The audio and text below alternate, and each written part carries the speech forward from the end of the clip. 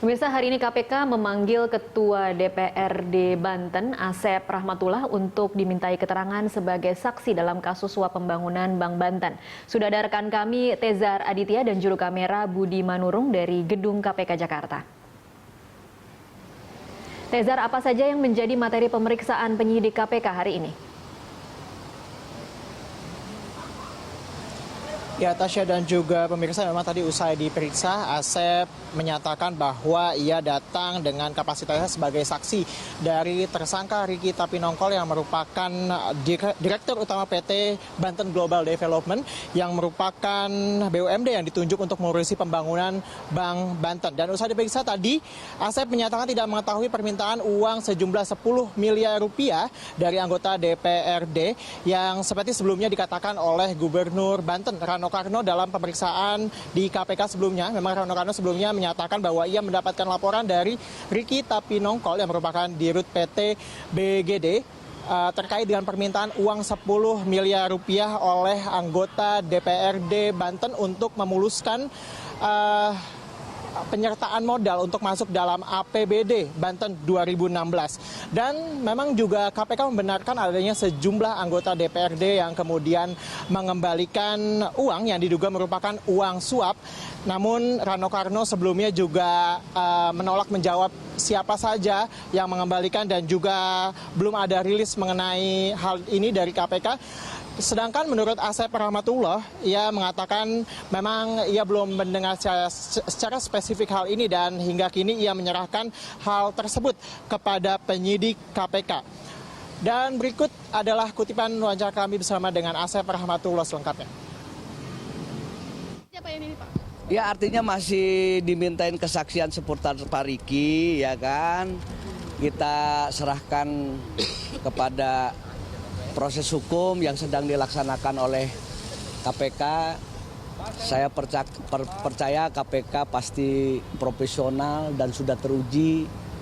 Ya itu saja. Pak, katanya Bapak menolak Bank BPD ini tetap dilanjutkan proyeknya di mana? Perlu saya luruskan bahwa Banten memiliki bank itu semua juga diharapkan oleh masyarakat Banten.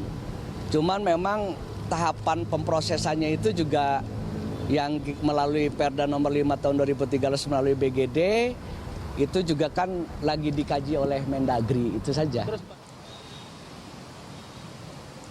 Ya, Tasya, seperti yang kita ketahui sebelumnya bahwa KPK menggelar operasi tangkap tangan dan menangkap setidaknya 3 orang dalam kasus ini, yaitu Dirut PT Banten Global Development yang merupakan Ricky Tapinongkol yang diduga merupakan pemberi suap, kemudian juga Wakil DPRD Banten SM Hartono dan juga Ketua Fraksi PDIP DPRD Banten yang merupakan Ketua PLH Banggar Tri Satria. Dan diketahui memang suap ini diberikan untuk memuluskan pembangunan Bank Banten yang baru akan dibangun pada tahun ini. Tasya.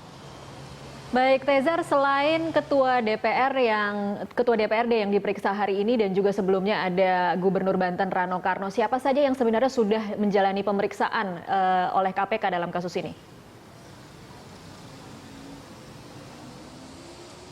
Ya, Tasya, memang banyak pihak yang telah diperiksa oleh KPK seperti sebelumnya yang seperti Anda katakan adanya Rano Karno, Gubernur Banten juga telah diperiksa. Kemudian juga sejumlah anggota DPRD Banten seperti Ade Rosi Khairunisa, kemudian Siti Erna Nurhayati, Muhammad Faizal, serta Hasan Maksudi. Dan memang hingga kini semuanya diperiksa untuk sebagai saksi dari tersangka Direktur Utama PT BGD Ricky Tapinongkol. Dan sebagai fakta tambahan dan informasi tambahan, Tasya, memang pada operasi tangkap tangan tersebut KPK juga menyita sejumlah uang yakni $11.000 Amerika dan 60 juta rupiah. Dan uang 60 juta rupiah ini ditemukan oleh KPK dalam amplop yang terpisah-pisah masing-masing 10 juta dan diduga kuat bahwa uang ini akan siap dibagikan kepada anggota DPRD Banten lainnya.